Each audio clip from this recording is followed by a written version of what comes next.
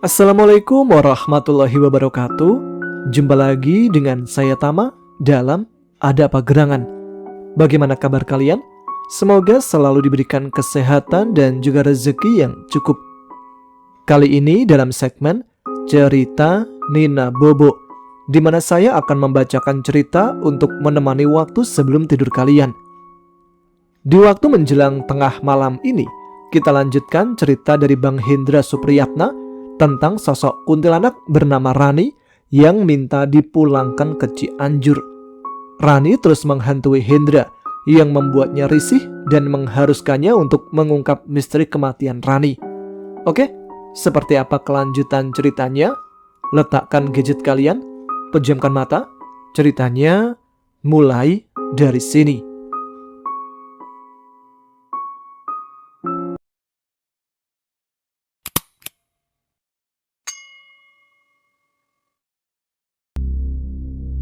Tiba-tiba, di bawah alam sadar, terlintas peristiwa di mana ada 3 orang pria membawa paksa Rani dengan diikat tangan dan kakinya. Waktu itu, hujan besar turun. Mulut Rani tertutup kain yang sangat kuat. Dia hanya bisa menangis sambil terus berusaha meminta tolong. Namun hal tak terduga terjadi. Satu orang di belakang Rani memukul kepala Rani dengan gagang pacul hingga darah keluar dari kepala Rani. Seketika saya tersadar dari pemandangan Rani yang dibunuh di pohon rambutan dekat rumah Andi. Keringat membasahi semua baju dan kuucapkan istighfar sebanyak-banyaknya. Astagfirullah, aku harus kembali ke sana untuk menanyakan langsung ke pemilik warung yang bernama Bu Halimah dan Pak Agus, atau ke Pak RT. Astagfirullah, jam 3 pagi ternyata. Saya bangun dari duduk dan langsung menuju kamar mandi untuk mandi karena berkeringat. Selesai mandi, langsung menunaikan sholat tahajud dilanjut zikir hingga subuh tiba. Singkat cerita, sholat subuh telah terlaksana dan saya segera ke depan rumah menikmati pagi hari dengan secangkir kopi hitam. Tak lupa kunyalakan sebatang rokok sambil pikiran melamun. Misteri apa lagi ini? Hingga jin korin Rani terus minta tolong. Mau dibiarin, tapi mengganggu terus. Aduh. Tidak usah melamun, Jang. Bapak tahu apa yang Ujang lamunkan. Tadi malam Bapak di luar melihat kuntilanak di depan pohon mangga sedang menangis. Bapak usir dia tapi gak mau pergi. Ucap Bapak tiba-tiba yang menyadarkanku dari lamunan. Itu pasti Rani, Pak. Jin korin penunggu pohon rambutan di dekat rumah saudaranya Pak Aji. Iya. Saat Bapak tanya, demit itu terus minta tolong. Bapak hargai, karena dia juga makhluk ciptaan Gusti Allah. Yang penting, dia tidak menyesatkan dan membuat celaka banyak orang. Iya, Pak. Ya sudah, saya akan pergi ke sana menemui Pak RT dan Bu Halimah. Soalnya, saya semalam dapat gambaran tentang peristiwa yang merenggut nyawa Rani, dan dia menyebut nama Bu Halimah dan Pak Agus. Mungkin saya harus menanyakan pada mereka cerita sebenarnya tentang almarhum Rani. Ya sudah, hati-hati. Demit itu terperangkap di pohon itu oleh seorang dukun. Dia bisa kesini karena membawa energi dari badan kamu, karena kamu sebelumnya berkomunikasi dengan jin wanita itu. Dia minta dibebaskan dari pohon itu dan ingin dibawa pulang ke kampungnya di Cianjur. Singkat cerita, ku keluarkan motor dan menelpon Asep, Andi, dan Putri untuk menelusuri misteri kematian Rani yang menggantung di dahan pohon rambutan. Halo, Andi, saya langsung ke rumahmu ya, tapi saya jemput Putri dulu. Dia mau ikut juga. Nanti Asep langsung nyusul ke rumahmu. Oh, ya sudah Andra, saya tunggu ya. Oke, Assalamualaikum. Waalaikumsalam. Saya pun langsung meluncur ke rumah Putri yang tidak terlalu jauh dengan desaku. Sesampainya di rumah Putri, terlihat Pak Aji sedang berada di luar rumah, sedang membaca koran dan menikmati secangkir teh manis. Assalamualaikum Pak Aji. Waalaikumsalam. Hendra, sini masuk. Saya pun menemui Pak Aji dan mencium tangannya. Putri Andra, dia tadi bilang ke Bapak mau main ke rumah Andi sama kamu. Iya Pak Haji. Ya sudah, hati-hati. Jangan ngebut, biar Bapak panggil Putri dulu. Tidak berapa lama Putri pun keluar dengan senyuman manisnya, menatap ke arahku. Saya melongo dibuatnya. Saya menundukkan wajah dan beristighfar dalam hati. Astagfirullah. Cantik banget kamu, Put. Udah lama nunggu ya, Andra? Tidak kok, baru aja nyampe. Ya sudah yuk, kita berangkat sekarang. Asep sama Andi udah nunggu. Oke. Pak, Putri berangkat dulu ya. Assalamualaikum. Iya, waalaikumsalam. Hati-hati, pulangnya jangan terlalu sore ya. Jaga Putri, Andra. Bapak percaya sama kamu. Seketika wajahku kaget mendengar perkataan Pak Aji. Dengan gugup saya menjawab iya dan mengucapkan salam. Kunyalakan sepeda motorku dan Putri langsung naik. Kami berdua pun menuju ke rumah Andi yang sedang menunggu. Burung-burung bernyanyi di pagi hari di hutan yang sangat asri. Udara yang bersih membuat ketenangan di hati. Tapi saya hanya berdiam diri, tidak tahu apa yang sedang terjadi. Ya Gusti yang Maha Suci, kuatkan hati ini, ucapku dalam hati, karena melihat wajah Putri dari spion motor yang menoleh ke kanan dan ke kiri, menikmati pemandangan lowong waru. Manis sekali wajahnya. Singkat cerita, sampailah saya di rumah Andi di kota Subang dan segera memarkirkan motor. Terlihat Andi dan Asep duduk di depan rumah. Melihat kami berdua sampai, mereka pun segera menghampiri. Acie. Sambut Asep sambil senyum-senyum. Saya hanya menggeleng kepala melihat tingkah Asep. Assalamualaikum. Waalaikumsalam, Dra. Balas Andi dan berjabat tangan. Namun ketika Asep hendak berjabat tangan denganku, ku injak kakinya hingga dia meringis memegang kakinya. Waduh, gelo mana Mandra? Duh, hampura Asep, gak kelihatan. Sontak Andi dan Putri tertawa melihat raut muka Asep yang lucu saat kesakitan. Kami berempat pun duduk dan saya langsung membuka obrolan. Ada misteri yang harus dipecahkan. Jin penunggu pohon rambutan dekat rumahmu terus minta tolong, dan saya diberikan gambaran yang amat pedih di akhir hidupnya. Jadi, pelaku pembunuhan masih hidup, dan Jin Korin Rani tidak sanggup melawannya karena sang pembunuh didampingi dukun sakti yang mengurung Rani di pohon rambutan. Wah, ini nggak bisa dibiarkan, karena menurut Pancasila, sila kelima, keadilan sosial bagi seluruh rakyat Indonesia, Rani juga perlu keadilan. Betul kan, Neng Putri? Betul, Sep, saya setuju. Saya sudah siapkan buku dan ingin menulis kisah Rani. Boleh kan, Dra? Iya, terserah kamu, Put. Oke, menurut gambaranmu, kita harus ngapain, Dra? Tanya Andi. Kamu tahu Bu Halimah dan Pak Agus yang buka warung makanan? Aduh, nggak tahu. Mungkin ibu saya tahu, Dra, karena ibu pernah cerita. Dulu ada kejadian orang menggantung, tapi sudah sangat lama. Sebelum saya lahir, sekitar 20 tahun yang lalu. Jadi ketika kecil, saya itu terus ditakut-takuti agar tidak menangis. Nah, kita tanyakan ke Ibu Mundi. Tidak lama Ibu Andi keluar membawa minum dan makanan. Nah, ini minum tehnya dulu. Hendra, Asep, Putri. Terima kasih, Bu. Oh iya, Bu, boleh saya bertanya? Ucapku kepada ibunya Andi. Boleh, Hendra, mau tanya apa? Tadi kata Andi sewaktu kecil, dia terus ditakuti oleh ibu dengan sosok wanita menggantung di pohon rambutan ya. Apa saya boleh tahu ceritanya, Bu? Andi ada-ada aja. Iya, ketika dia kecil, dia itu bandel banget, suka naik-naik ke pohon rambutan. Sebenarnya ibu juga hanya menakuti dia supaya tidak naik ke pohon rambutan terus. Cerita itu memang ada. Ibu juga tahu cerita dari almarhum bapaknya Andi. Coba kamu tanyakan ke bapaknya Pak RT, karena dia dululah yang jadi RT ketika ada kejadian itu. Baik, Bu, terima kasih. Nanti saya sama Andi ke rumah Pak RT.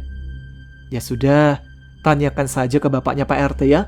Pak Sabar namanya. Dia sudah sepuh. Mungkin beliau tahu kejadian 20 tahun yang lalu. Ya sudah, Ibu masuk dulu ya. Iya, Bu, terima kasih. Secepatnya kita ke rumah Pak RT, Di. Ya sudah, kita langsung ke sana. Setelah menghabiskan teh hangat kami berempat pun pamit untuk bertemu dengan kakek Sabar yang dulu pernah menjadi RT di desa ini. Sesampainya di sana, kami disambut oleh Pak Sadi, anak dari Pak Sabar yang juga menjadi RT desa tersebut. Dan kebetulan Pak Sabar ada di depan rumah sedang mengurus tanaman sayuran. Assalamualaikum Pak RT. Waalaikumsalam warahmatullahi wabarakatuh. Nak Andi, silakan masuk. Bawa teman juga ya? Ayo masuk. Kami pun mencium tangan Pak RT yang sangat ramah pada tamunya. Nah, Andi sama teman-temannya ada perlu apa datang ke rumah Pak RT? Biar Pak RT bantu. Pak RT? Anu apa Andi?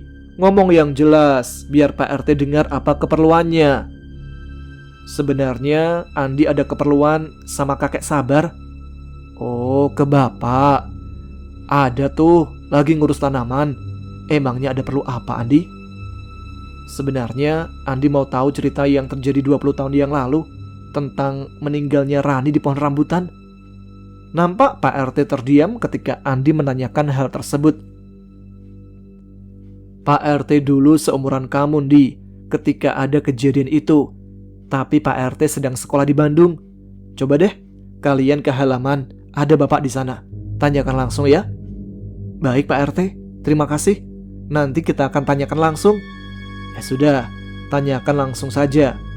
Pak RT mau ke balai desa dulu, ada yang perlu diurus. Kami berempat pun keluar, sementara Pak RT naik sepeda motornya menuju ke balai desa. Dan kami melihat kakek Sabar, yaitu bapak dari Pak RT, yang dulu pernah juga menjabat RT. Andi mendekatinya, serta mengucapkan salam. Assalamualaikum Kak. Waalaikumsalam warahmatullahi wabarakatuh. Kamu Nak Andi? Wah, lagi rame ya, ada teman-temannya, ucap kakek Sabar. Iya Kek, ini Hendra, Asep, dan ini Putri. Wah, Putri anak Pak Haji ya? Sudah besar kamu Nak, cantik lagi. Subhanallah. Ya sudah, sini, duduk di balai bambu. Ceritakan, ada keperluan apa? Tumben datang temuin kakek. Gini Kek, Andi sama teman-teman cuma mau tahu aja tentang kejadian 20 tahun lalu di desa ini. Tentang Rani yang menggantung di pohon rambutan. Mendengar itu, seketika wajah kakek Sabar menjadi serius, lalu menerawang ke depan mengingat-ingat kejadian yang terjadi di masa lalu. Kok tumben anak muda mau tahu cerita yang menggemparkan desa ini? Ceritanya sudah lama, 20 tahun yang lalu. Putri sebenarnya ada tugas kuliah untuk membuat novel Kek. Jadi boleh ya Kek untuk cerita nanti Putri tulis. Kakek Sabar tersenyum melihat Putri dan menganggukkan kepalanya. Sebenarnya pelakunya sudah ditangkap polisi, yaitu Pak Yana, Pak Jaya, dan Pak Udin. Karena ada satu saksi mata yang melihat kejadiannya. Sebenarnya panjang ceritanya. Kakek akan ceritakan seingat kakek ya. Dan Nak Putri catat biar jadi pembelajaran bagi kita semua. Waktu itu tahun 1990. Seingat kakek ketika masih menjadi ketua RT di desa ini. Rani adalah gadis cantik berusia 20 tahun pada waktu itu. Dia berasal dari Cianjur yang ingin mencari saudaranya di Subang. Namun sayangnya tidak ketemu. Lalu Bu Halimah menemukannya sedang duduk di pinggir jalan dan dibawalah pulang oleh beliau karena dia merasa kasihan kepada Rani. Neng, ikut ibu aja yuk. Daripada Neng gak ketemu saudara di sini. Neng kerja di tempat ibu, mau ya? Ibu punya kedai makanan, nanti sambil cari saudara Neng. Iya Bu, Rani pengen bekerja bantu ibu. Nanti sekalian Rani cari uang Agung. Ya sudah, ikut ibu ya Nak. Ibu takut ada apa-apa di sini. Apalagi kamu tadi bilang dari Cianjur kan? Singkatnya, sampailah mereka berdua di kedai makan milik Bu Halimah. Dan Rani duduk di depan kedai makan. Neng, sini, masuk. Bawa tas kamu ke dalam. Neng istirahat saja dulu. Oh iya, ini suami ibu. Kalau anak ibu semuanya sudah menikah, jadi ibu tinggal berdua saja sama suami. Pak, saya Rani. Kata Rani memperkenalkan diri kepada Pak Agus, suami dari Bu Halimah, lalu mencium tangan dengan sangat sopan. Ya sudah, Neng istirahat saja ya. Di sebelah kedai ada tempat untuk istirahat. Biar Bapak temuin Pak RT dulu untuk memberitahu bahwa Neng akan bekerja di tempat Bapak. Anggap saja Bapak dan Ibu sebagai orang tua Neng." "Iya Pak, terima kasih. Neng akan membantu Bapak dan Ibu berjualan. Tapi sekarang kepala Rani sedikit pusing. Apa Rani boleh istirahat dulu Pak, Bu?" "Ya sudah, Neng istirahat dulu aja. Nanti Ibu bikinkan teh manis hangat dan sarapan buat Neng." Rani pun diantar oleh Bu Halimah menuju samping kedai makanan. Di sana ada tempat kosong untuk istirahat. Rani pun duduk dan mulai membaringkan badannya.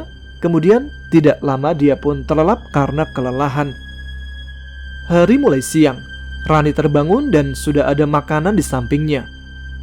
"Neng, kalau sudah bangun, makan dulu ya. Atau kalau mau mandi, di belakang kedai ini ada rumah Ibu Neng.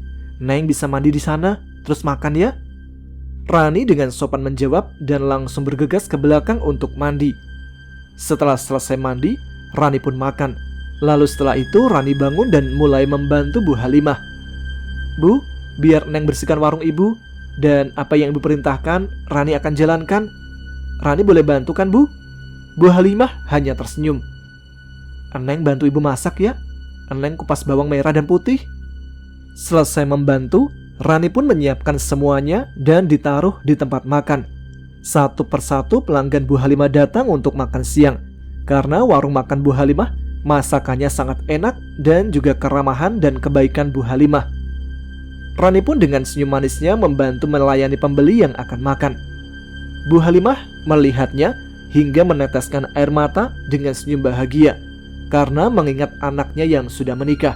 Mungkin Bu Halimah merindukan putrinya yang sekarang berada di Jakarta bersama suaminya.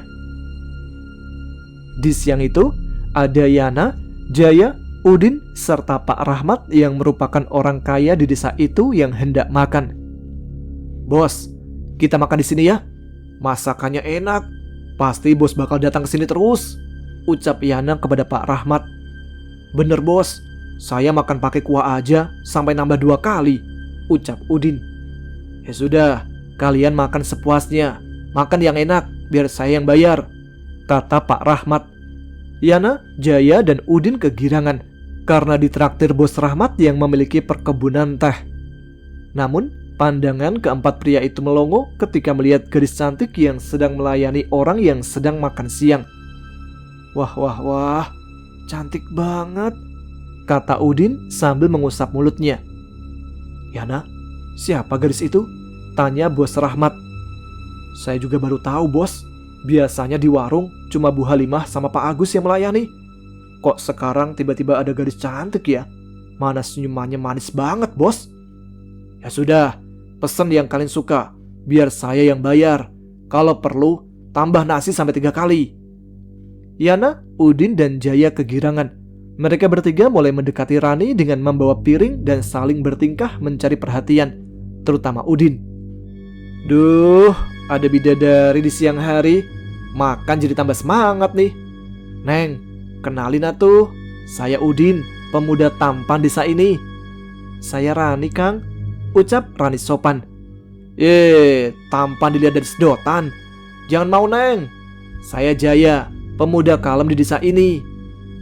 "Jangan mau Neng, mereka semua kantongnya tipis. Mending sama saya aja.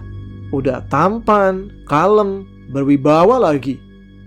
Kemudian datanglah Bu Halimah karena melihat Rani sedang diganggu oleh ketiga pemuda, yaitu Yana, Jaya, dan Udin. Ini teh mau makan apa mau kenalan? Jaya, Yana, Udin, kalau mau makan, sok atuh makan." Ibu." "Iya maaf Bu, namanya juga anak muda," ucap Udin. Sambil memandang Rani, mereka bertiga pun mengambil nasi dan lauk yang enak. Sementara bos Rahmat memandang terus wajah Rani yang cantik dan murah senyum. Ketika Udin, Jaya, dan Yana membawa makanan menuju ke bos Rahmat dan asik makan, bos Rahmat berdiri dan mulai melangkahkan kakinya menuju ke arah Rani. "Permisi Neng." "Iya Kang, Akang mau makan juga. Piringnya sebelah sini, biar Rani ambilkan." "Akang sudah makan. Cukup bikin kopi hitam saja ya. Oh iya, kenalkan, nama Akang Rahmat." kata Bos Rahmat sambil mengulurkan tangan menyalami Rani. Namun Rani hanya menunduk dan menyebutkan namanya. "Nama saya Rani, Kang. Punten, Rani bikinin kopi dulu ya. Akang tunggu sebentar." Rahmat yang berotak mesum mulai melihat seluruh bagian tubuh Rani dari wajah hingga ke kakinya, membuat Rahmat berdecak kagum. Setelah Rani berlalu, Rahmat kembali duduk bersama Jaya, Udin, dan Yana. Rupanya bos kita mulai jatuh cinta nih, ucap Yana. "Siapa yang gak jatuh cinta? Itu gadis cantik banget. Badannya juga bagus. Saya juga mau, Yan," ucap Udin. Kalau makan jangan sambil ngomong, pamali," kata Jaya menimpali. "Lah, itu kamu ikutan ngomong. Apa nggak pamali, Jaya?" "Iya ya.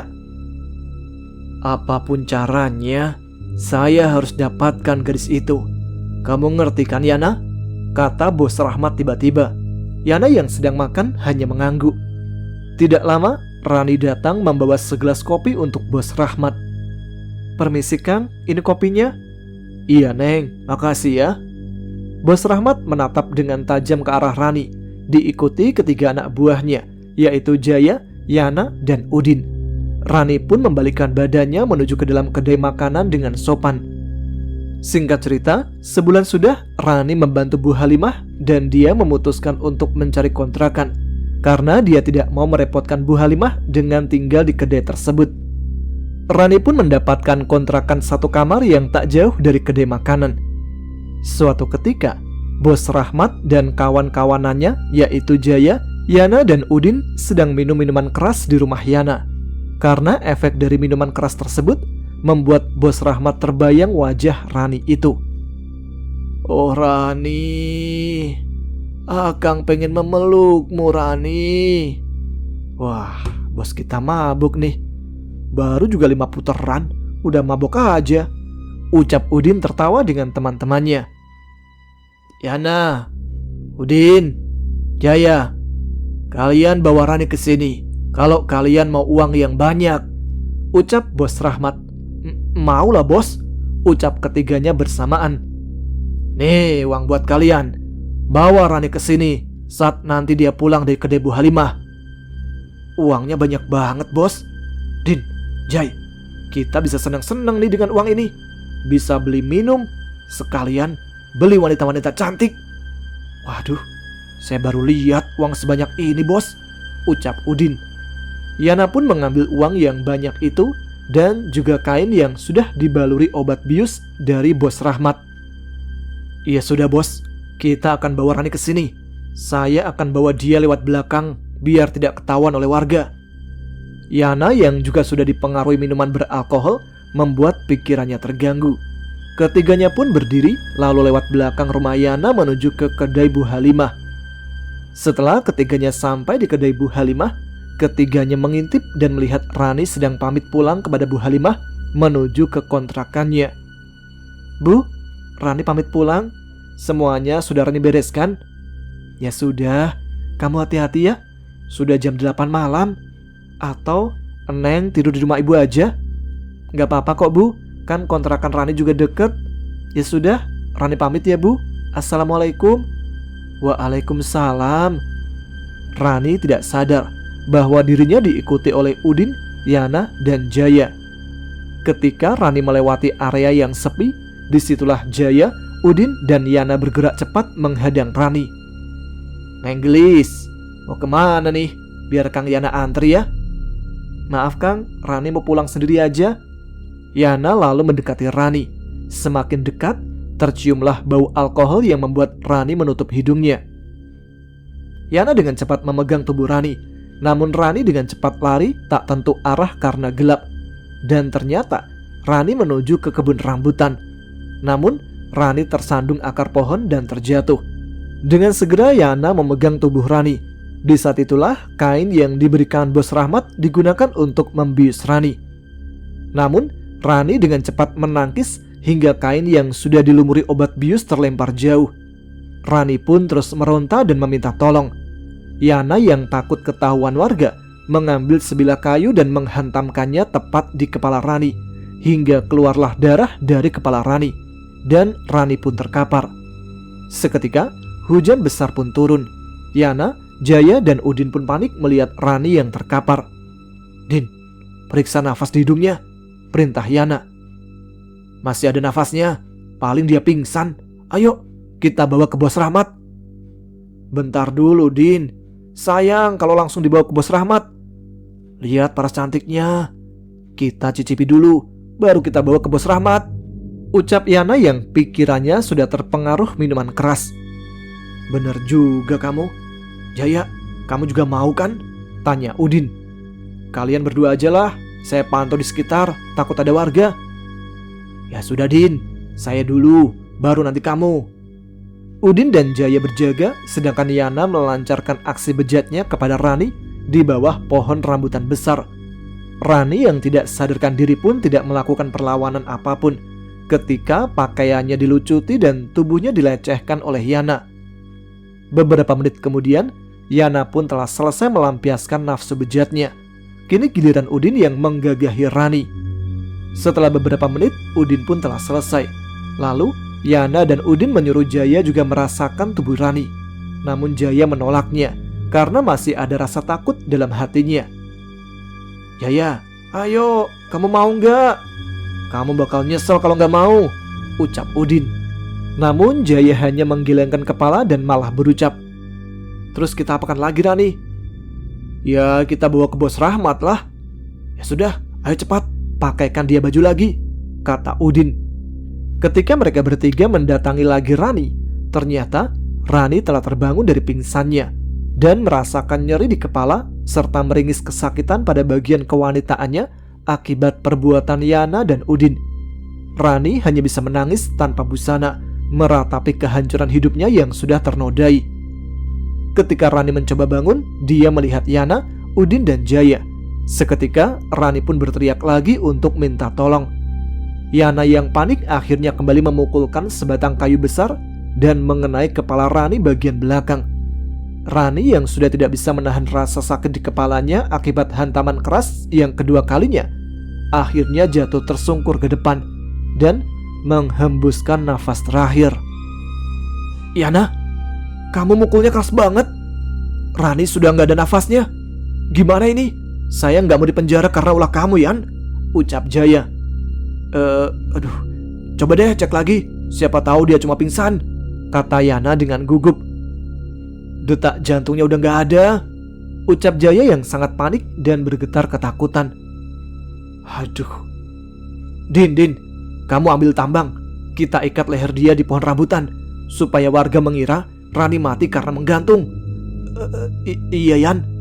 Udin berlari mencari tambang dan kebetulan di dahan rambutan yang belum terlalu besar ada sebuah tali tambang dan Udin pun mengambilnya. Mereka bertiga pun membawa jasad Rani ke pohon rambutan besar. Kemudian Yana segera mengikat lehernya, sedangkan Jaya menutup matanya karena sangat takut, dan Udin hanya melongo melihat pemandangan sadis yang dilakukan oleh Yana. Dengan cepat Yana naik ke pohon rambutan dan mengikatnya kencang di dahan pohon rambutan. Selesai mengikat dengan kuat, tubuh Rani diberdirikan dan diikat ke lehernya. Lalu Yana menarik dengan kuat tambang itu hingga tubuh Rani terangkat ke atas dan menggantung. Disertai petir yang menggelegar di atas langit dengan hujan besar, ketiganya segera pergi dari area kebun rambutan tersebut dan meninggalkan Rani yang tergantung tak berdaya. Padahal sebenarnya Rani masih hidup waktu itu. Namun karena ketiganya mabuk, mereka pun tidak mengeceknya dengan optimal. Di pagi hari, warga dihebohkan dengan teriakan dari seorang petani rambutan yang sedang merapikan rumput di sekitar area pohon rambutan. Pak RT serta warga pun berdatangan melihat kejadian tersebut. "Astagfirullah, Pak Rusdi, ada apa teriak-teriak?" "Pak RT, itu di kebun rambutan ada yang mati menggantung." "Sebentar, tarik nafas, bicara yang tenang Pak Rusdi." "Pak RT, saya sudah tenang, tapi itu tuh ada yang mati menggantung di kebun rambutan." "Siapa yang menggantung?" "Tidak tahu Pak RT, saya tadi pagi ke kebun rambutan dan hendak membabat rumput liar, malah melihat ada perempuan tergantung di dahan pohon rambutan," kata Pak Rusdi gelagapan. Ya sudah, kumpulkan warga, kita ke sana, ucap Pak RT. Baik Pak RT, saya pamit dulu. Pak Rusdi dengan gemetaran berlari dan berteriak mengumpulkan para warga. Pak RT pun berjalan bersama Pak Rusdi di depan, diikuti oleh para warga di belakangnya. Singkat cerita, Pak RT dan para warga sampai di pohon rambutan yang ditunjukkan oleh Pak Rusdi. Dan warga dibuat ketakutan ketika melihat jasad terbujur kaku diikat tali di dahan pohon rambutan. Pak RT melihat ke wajah mayat yang tergantung, dan dia baru sadar ternyata wanita yang tergantung itu adalah Rani yang bekerja di rumah makan Bu Halimah. Cepat, bantu Rusdi buka ikatan talinya. Selesai, warga membuka tali dan segera mengangkat mayat Rani untuk dibawa ke balai desa. Sedangkan Pak RT melaporkan kepada Bu Halimah, pemilik warung makan. Singkat cerita, Pak RT telah sampai di rumah makan Bu Halimah untuk mengabarkan berita tentang Rani. Maaf Bu Halimah, saya mau menyampaikan kabar soal Rani. Emangnya ada apa dengan Rani Pak RT? Tanya Bu Halimah kepada Pak RT dengan sangat penasaran. Sebelum Pak RT menjawab, Bu Halimah pun melanjutkan bicaranya. Rani tidak bekerja Pak RT. Saya bingung. Saya coba ke kontrakannya pun tidak ada. Saya takut dia pulang ke kampungnya tanpa memberitahu saya, ucap Bu Halimah. Rani Bu, Rani menggantung di kebun rambutan dan jasadnya dibawa ke balai desa. Saya juga akan lapor ke Pak Lurah tentang masalah ini. Apa benar yang Pak RT katakan? Benar Bu, ayo kita ke balai desa.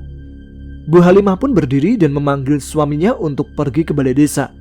Bu Halimah dan suaminya segera menutup warung dan bersama-sama Pak RT ke balai desa. Setelah sampai di balai desa, nampak ada banyak warga dan juga Pak Lurah sudah berada di sana. Bu Halimah segera berlari dan melihat Rani yang sudah tak bernyawa yang tertutup dengan kain. Bu Halimah pun menangis histeris ketika melihat jasad Rani. Kemudian ditenangkan oleh suaminya dan juga Pak Lurah. Ya sudah Bu Halimah, kita antarkan jasad Rani ke kampungnya, ucap Pak Lurah. Pak Lurah, Rani itu saya temukan di pinggir jalan dengan membawa tas. Dia hanya bilang dari Cianjur dan sedang mencari pekerjaan. Lalu saya ajak ke warung saya untuk bantu-bantu. Saya pun tidak terlalu tahu alamat pastinya Pak Lurah. Terus jalan keluarnya gimana Pak Lurah? Tanya Pak RT. Ya sudah kalau begitu, kita kebumikan saja di pemakaman umum. Nanti kalau keluarganya mencari Rani, tolong warga untuk mengantarkan ke pemakamannya, ucap Pak Lurah. Singkat cerita, Pak Ustadz pun selesai mendoakan Rani. Lalu satu persatu warga meninggalkan area pemakaman. Sesuai arahan dari Pak Ustadz yang akan melaksanakan tahlilan selepas sholat Isya di rumah Bu Halimah serta Pak Agus. Satu persatu warga meninggalkan area pemakaman, begitupun dengan Jaya, Yana, dan Udin. Dari luar pemakaman, Jaya mencoba melihat ke arah makam dari Rani yang baru saja dikebumikan. Di sana berdiri satu sosok wanita bergaun putih dengan sangat transparan. Rambutnya panjang menutupi wajahnya, membuat Jaya berlari meninggalkan Yana dan Udin karena ketakutan. Din, si Jaya tak kenapa? Dari tadi ketakutan dan sekarang malah lari ninggalin kita. Iya, dari tadi aneh si Jaya. Ya udah, kita pulang. Udah mau maghrib. Nanti kita ikut ke rumah Bu Halimah untuk tahlilan, ucap Yana dengan tenang, seolah tidak terjadi apa-apa. Di waktu maghrib, di kuburan baru Rani, ada burung yang terus mengeluarkan suara seramnya, seolah ada sesuatu yang akan terjadi. Alam seolah berseru di waktu maghrib. Angin berhembus kencang di dekat kuburan baru Rani, menerbangkan kembang-kembang yang masih baru. Suara lolongan anjing silih bersautan menandakan akan terjadi sesuatu. Burung hantu di dekat kuburan Rani terus mengeluarkan suaranya. Singkat cerita, setelah para warga menunaikan sholat Isya, berkumpul di rumah Bu Halimah untuk mengadakan tahlilan almarhum Rani di hari pertama. Satu persatu warga berdatangan. Dari obrolan warga sekitar, banyak yang bilang malam ini terasa sangat mengerikan karena warga terus mendengar lolongan anjing dari area pemakaman. Tidak lama, Pak Ustadz pun datang dan warga yang tadi mengobrol langsung diam. Assalamualaikum warahmatullahi wabarakatuh. Terima kasih kepada bapak-bapak yang sudah mau hadir di tahlilan almarhumah Rani. Sekarang kita bacakan surah Yasin untuk Rani. Semoga amal ibadahnya diterima Allah Subhanahu wa taala dan tenang di alam barzah. Amin. Singkat cerita, tahlilan di rumah Bu Halimah pun selesai tepat pukul 9 malam. Warga satu persatu meninggalkan rumah Bu Halimah. Setiap malam hari, kebetulan ada tugas ronda. Yana, Jaya, dan Udin pun ada di pos ronda karena jadwal mereka bertiga untuk meronda. Di malam hari yang semakin mencekam, angin berhembus dengan kencang. Tampak Pak Yadi sedang mendorong gerobak bakso menuju ke pos ronda. Namun, Pak Yadi harus melewati kuburan desa karena akses ke desa itu melewati pemakaman. Pak Yadi merasa biasa saja karena hampir tiap malam selalu melewati kuburan tersebut. Namun, ada yang aneh di malam itu, dan Pak Yadi juga merasakannya. Tidak biasanya, malam ini sangat sepi. Suasananya sedikit membuat merinding. Ditambah lolongan anjing kampung terus bersuara. Namun, Pak Yadi terus mendorong gerobaknya. Sebelum meninggalkan area pemakaman, Pak Yadi dibuat berhenti karena mencium bau kembang kenanga yang sangat menyengat hidungnya. Dia mencari sumber bau menyengat itu sampai Pak Yadi berhenti di bawah pohon besar, dan di sanalah asal bau menyengat itu. Baunya dari sini, bau kembang kenanga, tapi di sini tidak ada kembangnya. Namun tidak lama, Pak Yadi dikagetkan dengan suara tangisan yang terseduh-seduh. Pak Yadi semakin berdiri bulu kuduknya. Dia memegang pundaknya yang sangat merinding dan bergidik ngeri.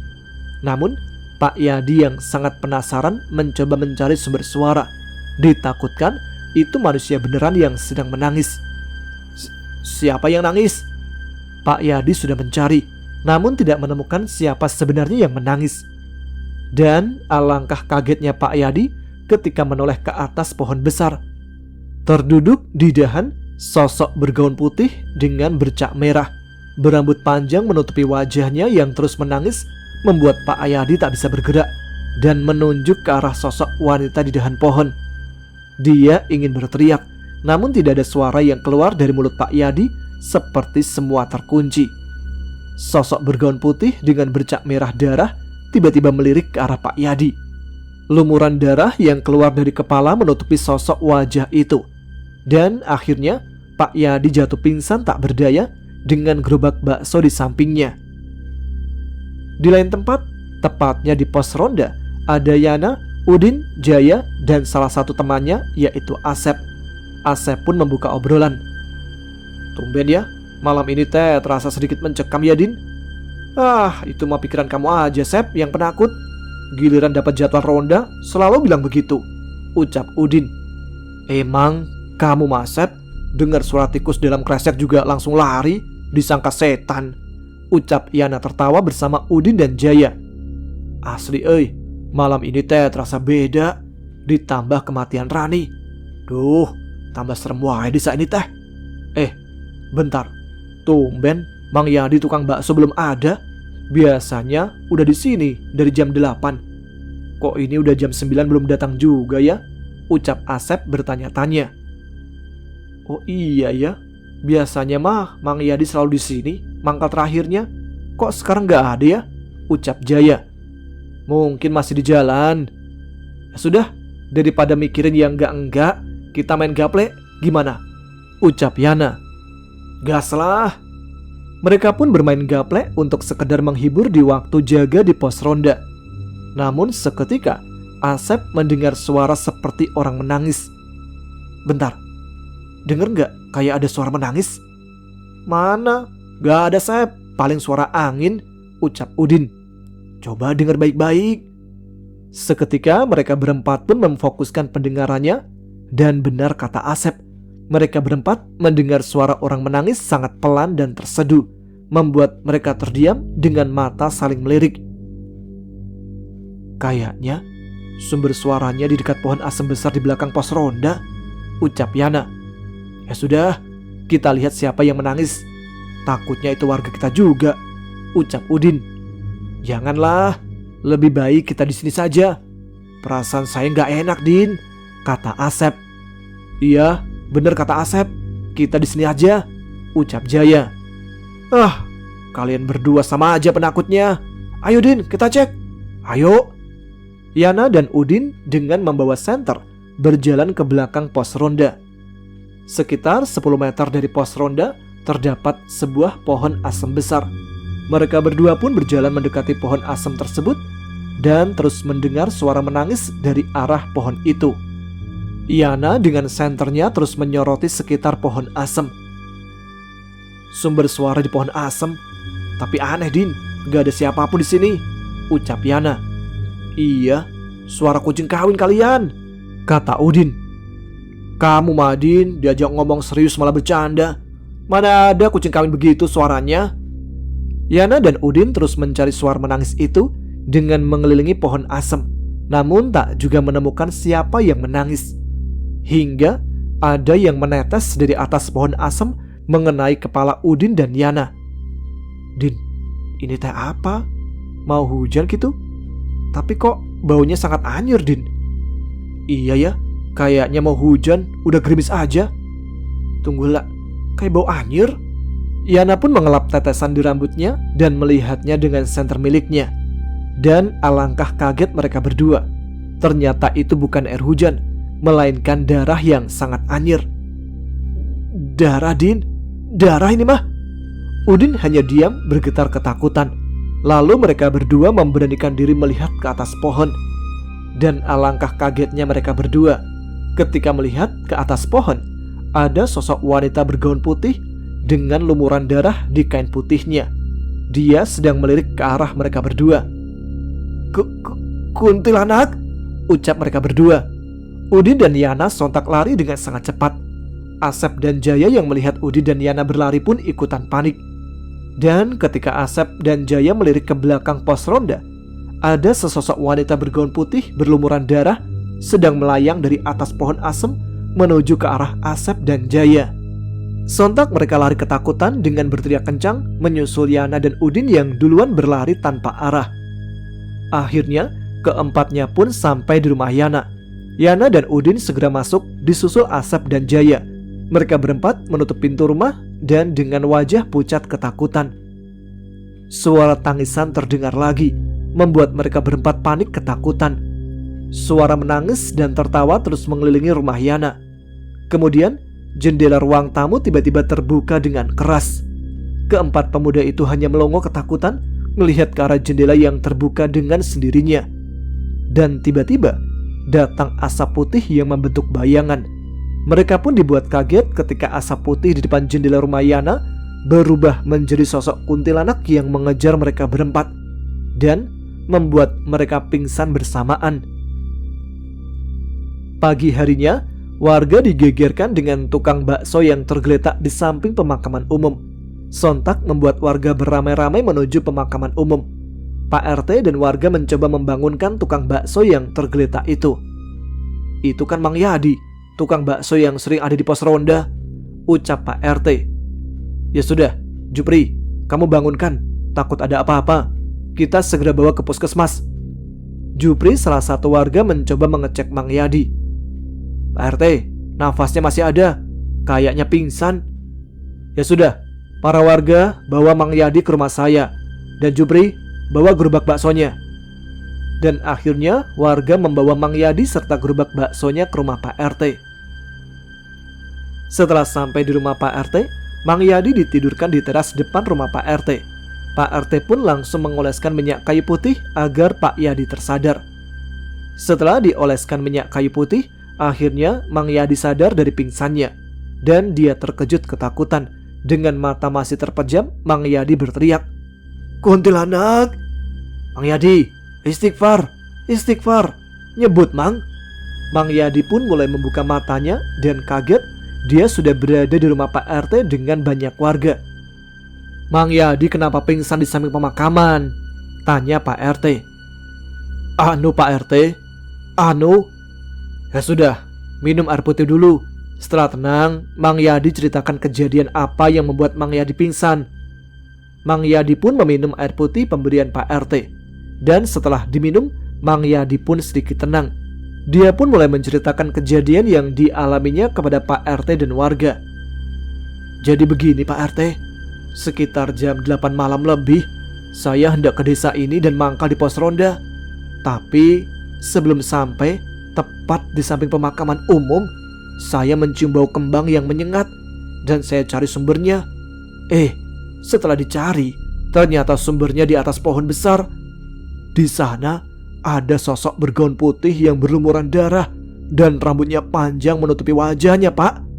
Kuntilanak, Pak RT. Kuntilanak. Kuntilanak. Yang benar, Mang. Benar, Pak RT. Buat apa saya bohong? Ucap Mang Yadi. Tiba-tiba Jupri, salah satu warga, juga bilang pada Pak RT. Pak RT, semalam juga saya melihat Yana, Jaya, Asep dan Udin lari ketakutan menuju rumah Yana. Mereka bukannya jaga pos, Pri?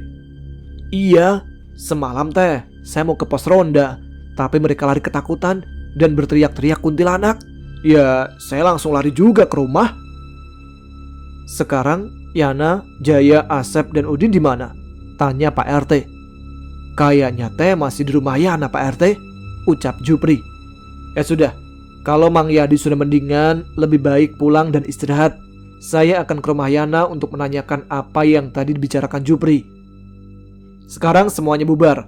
Biar kejadian ini saya laporkan ke Pak Lurah. Lebih baik kita tenang dulu, tidak usah panik. Ya sudah, sekarang bubar. Jupri, kita ke rumah Yana. Siap Pak RT. Jupri adalah hansip di desa tersebut. Dengan masih mengenakan seragam hansip, Jupri dan Pak RT menuju ke rumah Yana. Singkat cerita, Jupri dan Pak RT sampailah di rumah Yana yang terkunci dari dalam. Lalu Jupri disuruh Pak RT untuk mengetuk pintu rumah Yana. Assalamualaikum, Yana. Namun setelah 3 kali Jupri mengetuk pintu, tidak ada jawaban dan Jupri menoleh ke arah jendela yang terbuka. Pak RT, jendelanya sepertinya terbuka, tapi pintunya terkunci dari dalam.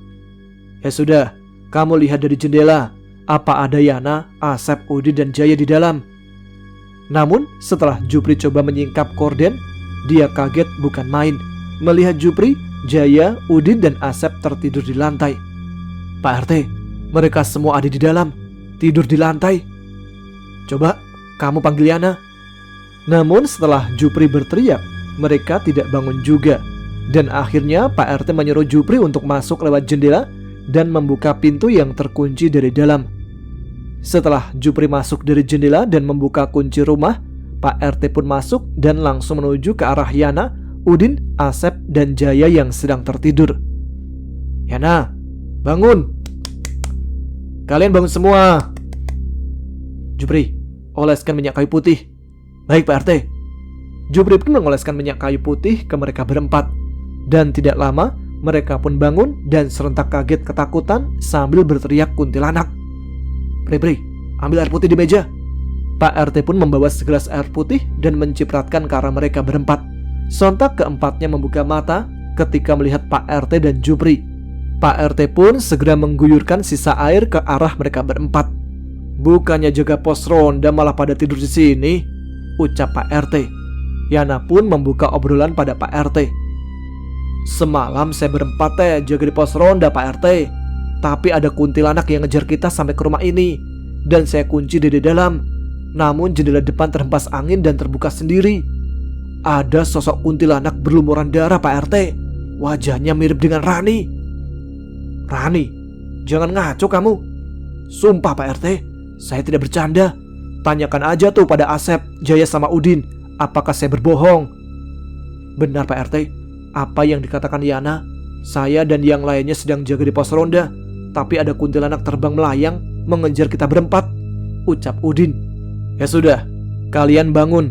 Kita ke rumah Pak Lurah dan Pak Ustadz untuk bicarakan jalan keluarnya.